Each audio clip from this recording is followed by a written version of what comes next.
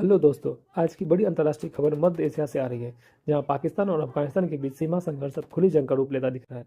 हवाई हमले, drone attack, भारी गोलीबारी और हजारों लोगों का पल है। हालात तेजी से बिगड़ते जा रहे हैं। तो आखिर पाकिस्तान और अफगानिस्तान के बीच यह संघर्ष क्यों बढ़ रहा है? कितने लोग मारे गए और क्या यह टकराव पूरे क्षेत्र को अस्थिर कर सकता है? आइए जानते हैं पूरी टाइमलाइन, आंकड़े और बड़े असर। सबसे पहले बात करते हैं हाल के घटनाक्रम के टाइमलाइन की। 26 फरवरी 2026 अफगानिस्तान की ओर से पाकिस्तानी सीमा चौकियों पर हमला किया गया। इसके जवाब में पाकिस्तान ने सीमा पर हवाई हमले शुरू किए। यहीं से दोनों देशों की सेनाओं के बीच सीधा टकराव शुरू हुआ।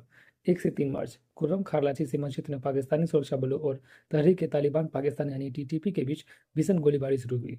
रिपोर्ट्स के मुताबिक इस दौरान टीटीपी कमांडर नुसरतुल्लाह उर्फ कोची मारा गया। 3 मार्च तुर्की के राष्ट्रपति एर्दोगन ने दोनों देशों के बीच मध्यस्थता की पेशकश की। 4 से 5 मार्च के बीच तोरखाम सीमा के पास झड़पें और तेज हो गई। रिपोर्ट्स के अनुसार पाकिस्तानी सेना ने अफगान यूनिट अल बद्र कोर पर ड्रोन हमला किया। 6 मार्च सीमा के पास एरियान कॉम्प्लेक्स क्षेत्र में भीषण झड़प हुई।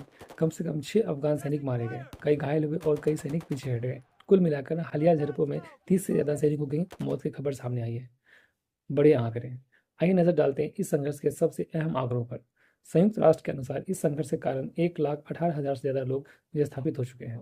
इनमें से अफगानिस्तान में लगभग 1,15,000 और पाकिस्तान में करीब 3,000 लोग अपने घर छोड़ने को मजबूर हो गए।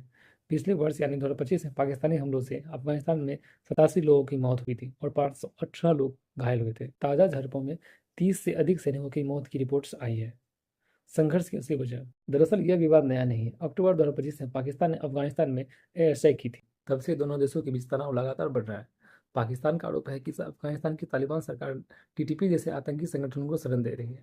वहीं अफगानिस्तान पाकिस्तान पर सीमा पार हमलों और सैन्य कार्रवाई का आरोप लगाता है। क्षेत्रीय असर। जानकारों के मुताबिक यह संघर्ष सिर्फ 2 देशों तक सीमित नहीं रह सकता।